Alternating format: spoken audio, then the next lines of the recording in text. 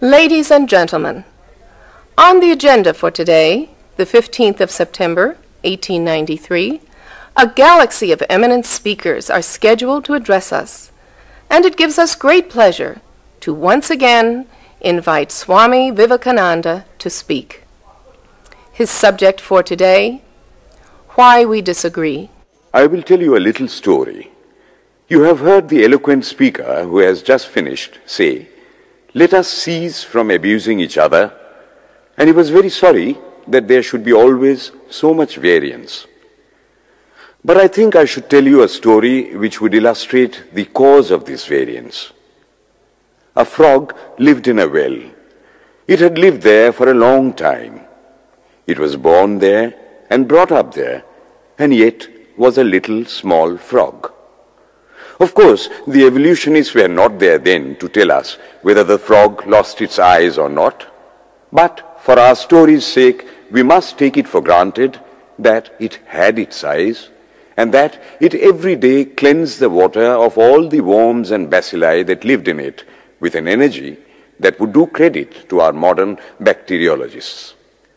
In this way, it went on and became a little sleek and fat. Well, one day, another frog that lived in the sea came and fell into the well. "Where are you from?" "I am from the sea." "The sea? How big is that? Is it as big as my well?" And he took a leap from one side of the well to the other. "My friend," said the frog of the sea, "how do you compare the sea with your little well?" Then the frog took another leap and asked, "Is your sea so big?" "What nonsense you speak, to compare the sea with your well." "Well then," said the frog of the well, "nothing can be bigger than my well. There can be nothing bigger than this. This fellow is a liar, so turn him out." That has been the difficulty all the while. I am a Hindu. I am sitting in my own little well and thinking that the whole world is my little well. The Christian sits in his little well and thinks the whole world is his well.